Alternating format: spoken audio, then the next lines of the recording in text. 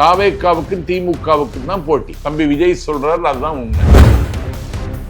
தாவேக்காவை தோற்கடிப்பதற்கு திமுக முயற்சிக்க வேண்டும். அந்த முயற்சியில் வெற்றி பெறுமா இல்லையா என்பது தேர்தல் முடிந்த பிறகுதான் தெரியும். தாவேக்கா தலைவர் விஜய் எந்த ஒரு ஆர்ப்பாட்டத்திலையும் கலந்துக்கல அப்படின்ற ஒரு குற்றச்சாட்டு அவர் மேல வைக்கப்படுது. அதனால விஜய் பயணம் என்பது ஒரு முதலமைச்சர் பயணம் மாதிரி ஏற்பாடு செய்தா மட்டும்தான் அவர் வெளியில வர முடியுங்கிற அளவுக்கு அவருக்கு இன்னைக்கு ஒரு மாசு இருக்கிறத ஒத்துக்கிட்டு தான் வேண்டும். அவர் இதுவரைக்கும் பிரஸ்ஸை பார்க்காததுதான் அவருடைய பலவீனம். அப்படி இருக்கிற ஒரு தலைவர் எப்படி ஒரு வலுவான தலைவரா பிரஸ் சந்திக்கலன்னு நமக்கு கேட்க முடியுது. பிரஸ்ஸுக்கே வாய்ப்பு இல்லை. அவர் ஏன் சந்திக்காம இருக்காருன்னு எனக்கு தெரியல. எந்த மக்கள் அவருடைய பேச்சை கேட்க அவரை பார்க்க வந்து 41 பேர் இறந்தார்களோ அந்த 41 குடும்பமும் அவர் மீது பகை பாராட்டவில்லை. இதுதான் விஜய்க்கு இருக்கிற பலம். வேற யாருக்கும் இந்த பலம் கிடையாது. எங்கேயும் நடக்கல, கரூர்ல ஏன் நடந்துன்னு கேட்கிறாரு. அப்ப அவர் யாரையோ மனசுல வச்சுட்டு கேட்கிறாருன்னு புரியுது. திமுகவை எதிர்கொள்வதற்கு எந்த வகையிலெல்லாம் போராட வேண்டும் என்று தம்பி விஜய் சிந்திக்க வேண்டுமே தவிர திமுகவுக்கு இதில் அச்சப்படுவதற்கு ஒன்றும் கிடையாது. அரசியல் எதிரி திமுக, கொள்கை எதிரி பாஜகன்னு சொன்ன தம்பி விஜய் பணக்காரர்களுக்கு கையில போய் சிக்கிட்டாரா? ஆதவ அர்ஜுனா கையில சிக்கிருக்காரு அப்படின்றத நீங்க ஆதவ அர்ஜுனாவினுடைய நிலைமை நமக்கு தெரியாது. ஆனா தம்பி விஜய் ஆற்றுப்படுத்துகிற இடத்துல அவர் இருக்கார். விசிலடிச்சாங்குஞ்சுன்னாங்க எம்ஜிஆர் அரசியலுக்கு வந்த காலத்துல. விசிலடிச்சாங்குஞ்சுகள் தான் தமிழ்நாட்டில் ஆட்சியை கொண்டு வந்தாங்க. அதில் அண்ணன் குஞ்சு கொண்டு வந்தாலும் ஆச்சரியப்படுவதற்கு இல்லைங்கிறதையும் புரிஞ்சுக்கிடணும்.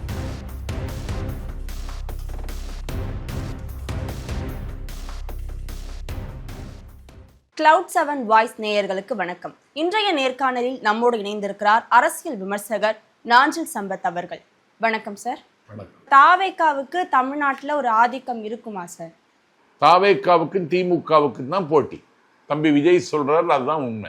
ஆனா அது திமுக தாவேக்காவை பார்த்து பயப்படுற நிலைமையில இருக்காங்களா? இப்ப பயப்பட வேண்டிய அவசியம் கிடையாது. நிறைய இடங்கள்ல அதிமுகவை விட அதிகமா தாவேக்காவை தான் விமர்சனம் முன்வைக்கிறாங்க. யாரு? திமுக. அறிவிலிகள் அப்படின்ற ஒரு வார்த்தையை முதலமைச்சரும் பயன்படுத்தி இருந்தாங்க. இப்ப தாவேக்காவை திமுக நேரடியா பல இடங்கள்ல விமர்சனம் பண்றாங்க. இதை நீங்க எப்படி சார் பாக்குறீங்க? இல்ல அவர் வந்து அரசியல் எதிரி திமுக, கொள்கை எதிரி பாஜக அப்படின்றது தாவேக்காவுடைய அறிவிச்சிட்டாரு. அதனால அவர் திமுகவை விமர்சித்தாதான் அவருக்கு நிலைப்பாட்டில் அவர் நிற்க முடியும். யாரு? விஜய். ஆனா இப்படி ஒரு புதிய எதிரியை திமுக எதிர்பார்க்கல.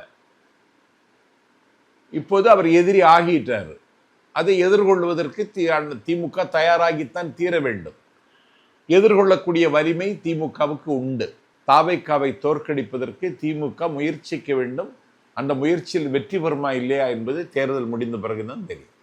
மக்கள் மத்தியில இப்போ ஒரு மாற்றம் வேணும் அப்படின்ற ஒரு நிலைப்பாடு இருக்கு அப்படின்னு தெரியுது சார். இப்ப இவங்க தாவேக்கா பக்கம் போறாங்க அப்படின்னா பீகார்ல பிரசாந்த் கிஷோருடைய நிலைமை தாவேக்காவுக்கு வருமா அப்படின்ற ஒரு விமர்சனமும் வைக்கப்படுது சார்.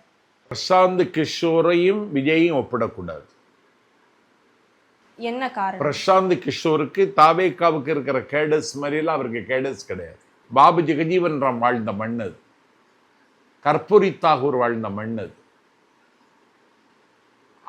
அது மாதிரி தலைவர்கள் வாழ்ந்த இடத்துல போய் இன்னைக்கு ஒரு வீக வகுப்பாளர் என்று சொல்லக்கூடிய ஒரு முகவரியோட போய் கட்சி தொடங்கி இன்னைக்கு கல்லறைக்கு போயிருக்கிறது அவருடைய கட்சி.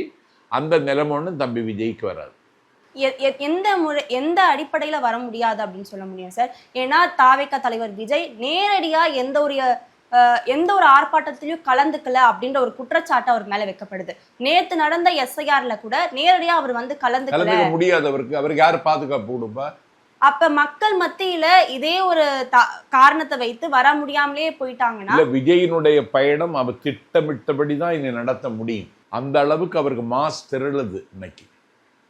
அதனால இசற்று பாதுகாப்பு அவருக்கு வைத்திருக்கிறது.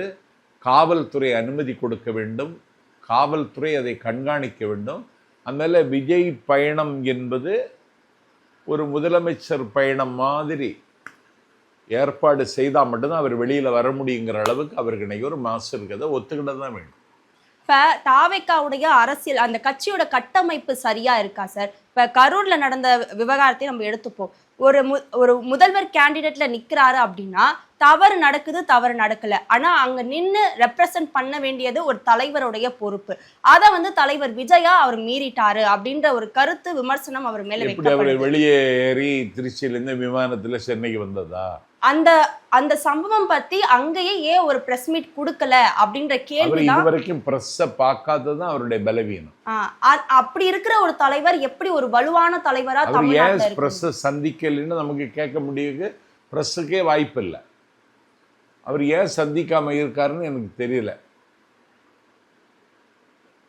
அவர் வந்து அங்க இருந்து கரூர்ல அந்த பிரச்சனைய களத்துல நின்று சந்திக்காம அவர் வெளியேறி வந்துட்டாரு அப்படின்னு சொல்றீங்கல்ல,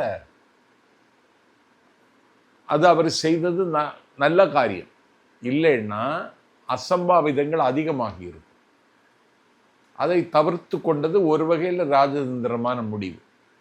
இதில் என்ன அதிசயம்னா, எந்த மக்கள் அவருடைய பேச்சை கேட்க அவரை பார்க்க வந்து 41 பேர் இறந்தார்களோ, அந்த 41 குடும்பமும் அவர் மீது பகை பாராட்டவில்லை. கரூர்ல கொண்டு போய் அவருக்கு வீட்டில் போய் நிதி கொடுக்காம வங்கி கணக்கில் போட்டுட்டு அவங்கள வர சொல்லி சந்திச்சு அவர் வழி அனுப்பி வைக்கிறார். அதை மக்கள் ஏற்றுக்கொள்கிறார். இதுதான் விஜய்க்கு இருக்கிற பலம். வேற யாருக்கும் இந்த பலம் கிடையாது. இந்த கரூர் சம்பவத்துக்கு பின்னாடி திமுக தான் காரணம்னு தாவேகா தரப்புல இருந்து சொல்லப்படுது. இப்ப விசாரணை போயிட்டு இருக்கு. அப்படி இருந்தாலும் இதுக்கு காரணமா திமுக இருப்பாங்க அப்படின்னு அவங்க சொல்றது சரியான ஒரு விவாதமா? இல்ல அந்த அந்த கூட்ட நெரிசல் அதான் விஜய் கேட்கிறாரு. எங்கேயும் நடக்கல, கரூர்ல ஏன் நடந்துன்னு கேட்கிறாரு. அப்ப அவர் யாரையோ மனசுல வச்சுட்டு கேட்கிறாருன்னு புரியுது. அது விசாரணையில தான் தெரிய வரும். நம்ம அதை குறித்து விவாதிப்பதே நல்லதில்லை. Okay sir. இப்ப காங்கிரஸ் ஒரு வேளை தாவேகா கூட கூட்டணி அமைச்சிட்டாங்க அப்படின்னா அது திமுகவுக்கு பலவீனமா மாறும். ஆனா காங்கிரஸ் தாவேகா கூட இணைகிறதுனால காங்கிரஸ்க்கு என்ன ஒரு வலிமை இருக்கும் சார்? காங்கிரஸ் தமிழ்நாடை மட்டும் இதுல கணக்கு போடல. கேரளாவில் தேர்தல் வருது, அஸ்ஸாமில் தேர்தல் வருது, பாண்டிச்சேரியில தேர்தல் வருது. எல்லா இடங்கள்லையும் ஆட்சிக்கு, தமிழ்நாட்டை தவிர்த்து வேற எல்லா இடங்களையும் அதிகாரத்துக்கு வருகிற இடத்துல இருக்கிற கட்சி அது. அதனால விஜய் அவர்களுக்கு உதவுவார். விஜயனுடைய வாக்கு வங்கி அவங்களுக்கு வசமாகணும்னு நம்பிக்கையில விஜயை தன் பக்கம் கொண்டு வர காங்கிரஸ் முயற்சி எடுப்பதாகவே நான் கருதுகிறேன். இப்ப பாஜக அதிமுக கூட்டணி வலுவா இருக்கா சார்? வலுவாக இருக்க வாய்ப்பே கிடையாது. இப்போ நயினார் நாகேந்திரனுடைய பயணம் இருக்க, அதுல ஒரு ஈடுபாட்டோட அதிமுக காரன் கலந்துக்கிடல. நயினார் நாகேந்திரன் ஒரு அதிமுக காரர் ஒரு வகையில். ஆனா அவங்க இன்வால்மெண்ட்டோடு அதுல கலந்து கொள்ளவில்லை. ஏன்னா எடப்பாடி பழனிசாமியை நம்ப முடியல பிஜேபி தொண்டனுக்கு. எந்த நேரத்திலையும் துரோகம் செய்வாங்க அப்படின்னு பிஜேபி தொண்டனுடைய ஆழ் மனநிலையில் ஒரு கருத்து இருக்கு.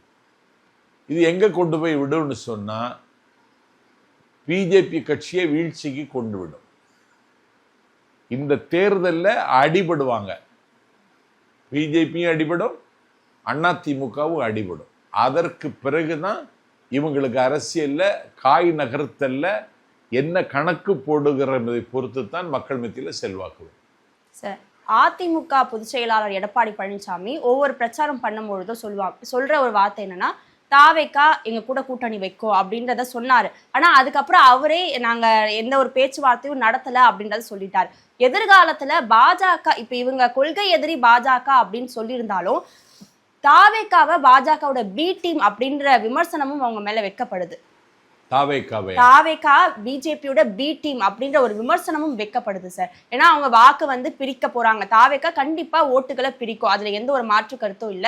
இதை வந்து பாஜக தனக்கு சாதகமா பயன்படுத்திக்கும், திமுகவை ஆட்சி பிடிக்க விடாம பண்றதுக்கு இது ஒரு வழியா பாக்குறாங்க. தமிழ்நாட்டு அரசியல்ல முத்திரை பதிக்க போறேன், தமிழ்நாட்டுல ஒரு கட்சி தொடங்க போறதுங்கிறத விஜய் நீண்ட நாளாகவே சொல்லிட்டார். கட்சி தொடங்குவதற்கு முன்னாலேயே மக்கள் இயக்கம் ஒன்றை வைத்து அவர் மக்களுக்கு தொண்டு செய்து கொண்டுதான் இருந்தார். தமிழ்நாட்டில் உங்களை மாதிரி ஒரு மாணவி நெல்லையில் தமிழ்நாட்டில் முதல் மதிப்பெண் பெற்ற மாணவியை வீட்டில் கூப்பிட்டு வைர நெக்லஸ் கொடுத்தார். அது மாதிரி பால் முட்டை ரொட்டி திட்டம்னு ஒரு திட்டத்தை வச்சு சில கிராமங்களில் அந்த மக்களுக்கு அவங்க உதவுறாங்க. இரவு நேர பள்ளின்னு சொல்லி மாணவர்களுக்கு வகுப்படுத்தாங்க. அதனால தமிழ்நாட்டுக்கு அரசியல் வரணுங்கிறதுல தீர்மானமாக இருந்த விஜய் ஏற்கனவே இந்த காரியத்தை எல்லாம் செய்துட்டு தான் இப்போது வந்திருக்கிறார். இப்போது அவருக்கு லட்சக்கணக்கான மக்கள் வாலிபர்கள் திரளுகிறார்கள். ஒரு நாட்டினுடைய தலைவிதியை இளைஞர்களை தீர்மானிப்பார்கள். அந்த இடத்துக்கு அவர் வந்துட்டாரு. இனிமேல் அவரை எதிர்கொள்வது எந்த கட்சிக்கும் சவாலாகத்தான் இருக்குமே தவிர அவர் தமிழ்நாட்டு அரசியலில் ஒரு புதிய நம்பிக்கையாக கண்ணுக்கு தெரிகிறார். அந்த நம்பிக்கையை தகர்த்து விட முடியும் என்று திமுக நம்புமானால் திமுகவினுடைய நம்பிக்கை அசாத்தியமானது. ஏன்னா அது ஒரு 1000 பிறை கண்ட கட்சி, வலிமையான கட்டமைப்புள்ள கட்சி. எத்தனை இடிகள் விழுந்தாலும் அந்த இடிகளை தாங்குகிற, அந்த அதிர்ச்சியை தாங்கிக் கொள்ளுகிற ஒரு பலமான கட்சி திமுக.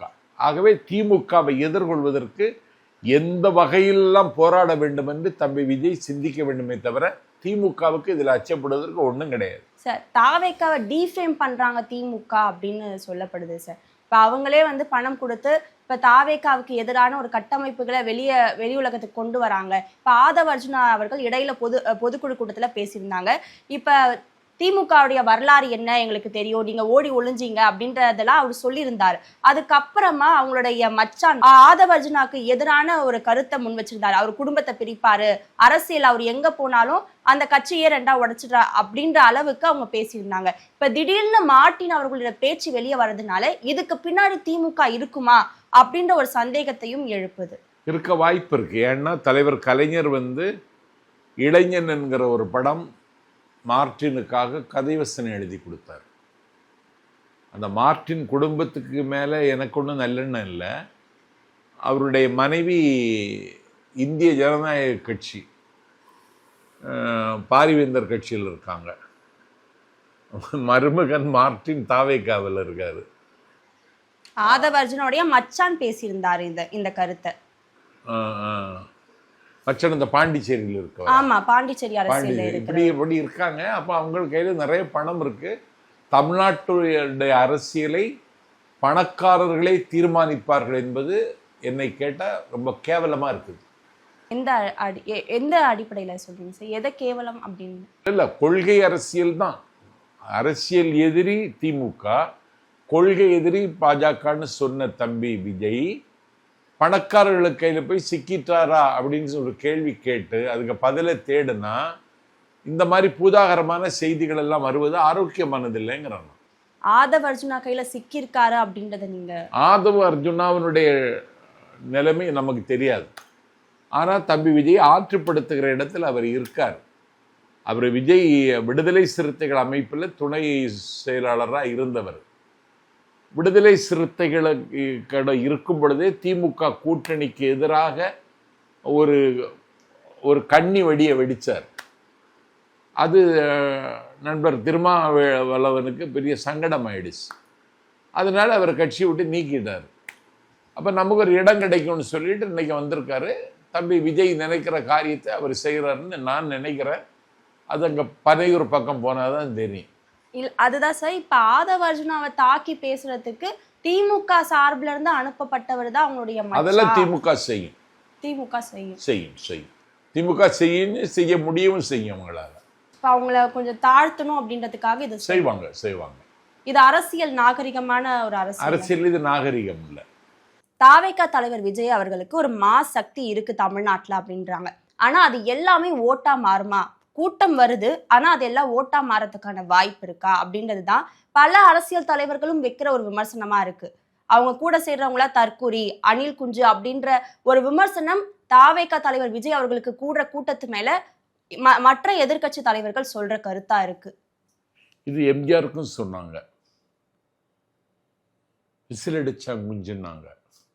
எம்ஜிஆர் அரசியலுக்கு வந்த காலத்துல எம்ஜிஆர் முதலமைச்சராக இருந்தார். 1977 வெற்றி பெற்று அவர் கண்ணை மூடி கல்லறைக்கு போகிற நேர வரையில் அவர் தான் தமிழ்நாட்டின் முதலமைச்சர். யாரு?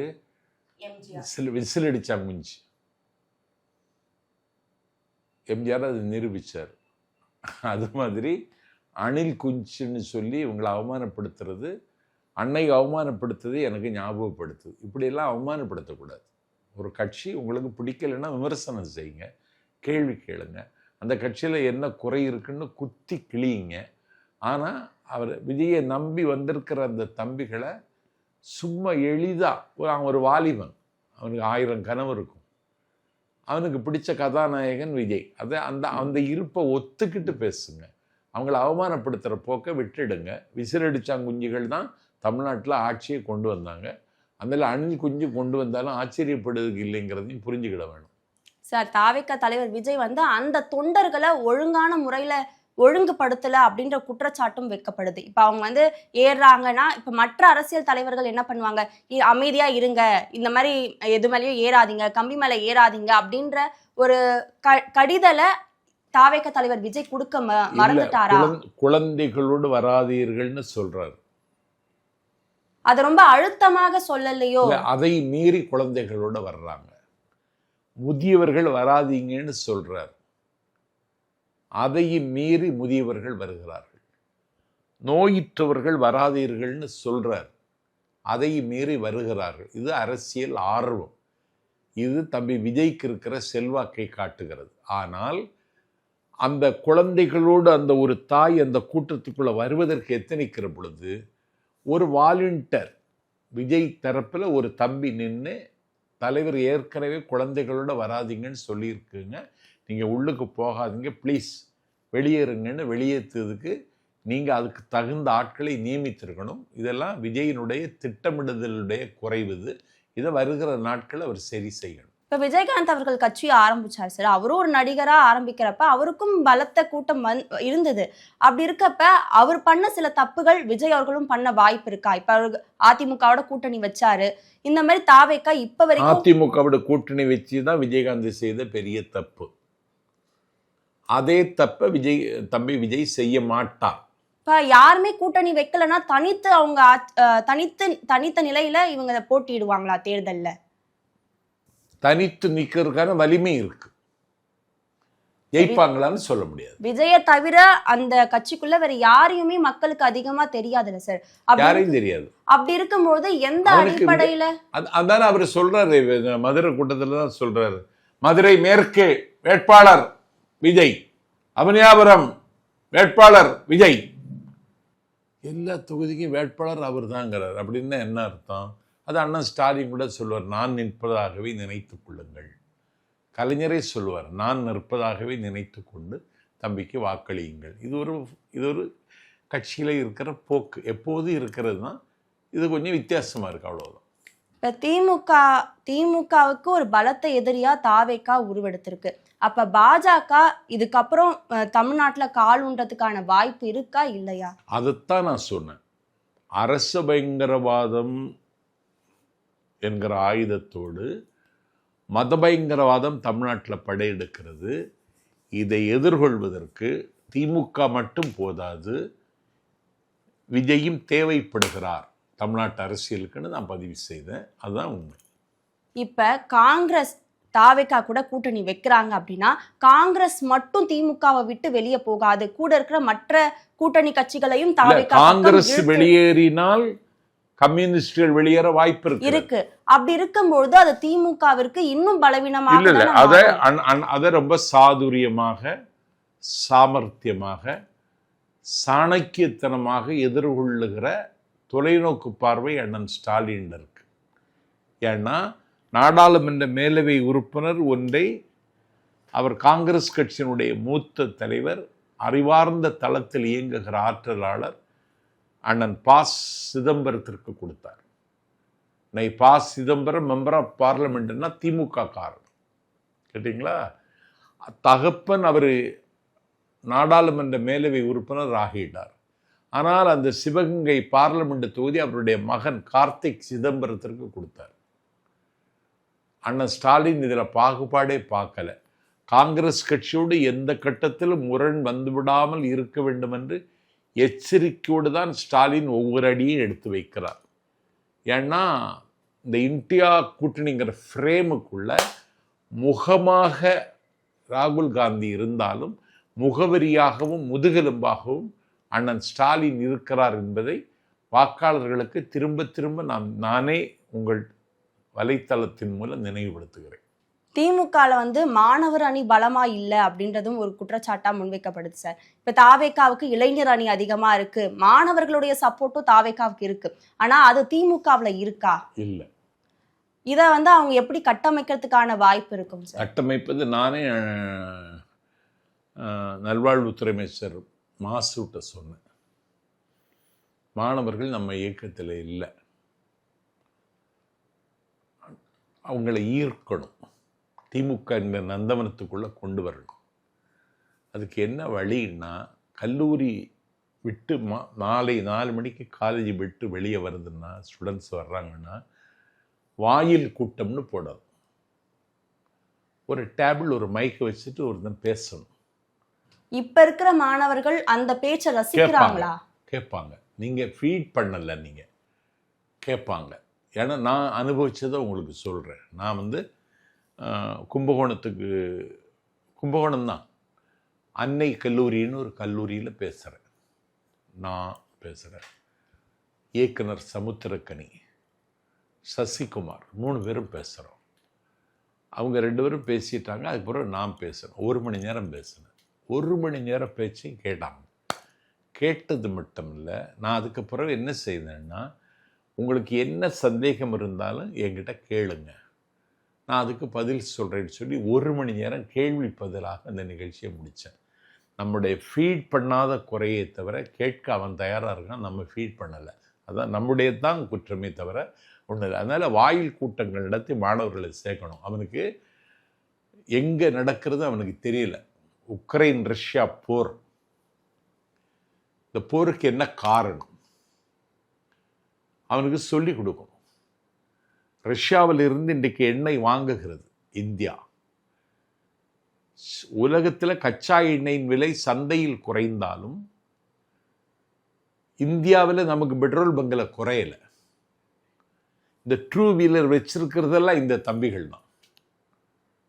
அப்போ இந்த எண்ணெய் ஏன் குறையலை, இது காரணம்னு நம்ம அவனுக்கு சொல்லிக் கொடுக்கணும்.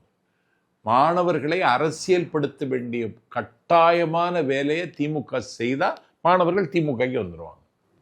அது திமுகவில் இருக்கிற ஒரு திமுக செய்ய வேண்டிய வேலை, ஆனால் இன்னும் செய்யலை. அவங்க இதை தாவேக்கா சரியா செஞ்சுட்டு வராங்க. தாவேக்காவுக்கு இயல்பா வந்துட்டான். தாவேக்கா இயல்பா ரசிக சினிமா மூலமா வந்துட்டான். மற்ற கட்சிகளை ஒப்பிடும்பொழுது சினிமா பிரபலங்கள் வந்துமே அவங்களால அதிகமான வெற்றியை பதிவு செய்ய முடியல சார். சிரஞ்சீவியை எடுத்துக்கலாம், அவருக்கு கூடாத கூட்டமா தமிழ்நாட்டுல விஜய் அவர்களுக்கு கூடுது அப்படின்ற. சிரஞ்சீவி பயங்கரமான கூட்டம். அப்படி இருக்கும்பொழுது அவராலேயே கட்சியை முழுசா எடுத்துக்கொண்டு போக முடியல சார். அவர் முதல் தேர்தலில் தோத்த உடனே அவரே சோர்ந்துட்டார். இந்த ஃபர்ஸ்ட் எடுப்பில் வெற்றி பெற்றிருக்க வேண்டியவர், ஆனால் வெற்றி கிடைக்கல. வெற்றி கிடைக்காதோன்னா அவர் விரக்தி ஆகிட்டார், கட்சி விட்டுட்டு போயிட்டார். அப்படியெல்லாம் விஜய்க்கு வந்துவிடக்கூடாது என்பதையும், பிரசாந்த் கிஷோருக்கு பீகாரில் ஏற்பட்ட தலைமை தனக்கு வந்துவிடக்கூடாது என்பதிலும் விஜய் பாடம் கற்றுக்கொள்ள வேண்டும் என்பது விஜய்க்கு நான் வைக்கிற வேண்டுகோள். சமகால அரசியல் நிகழ்வுகளை பற்றி பகிர்ந்து கொண்டதுக்கு நன்றி சார். நன்றி.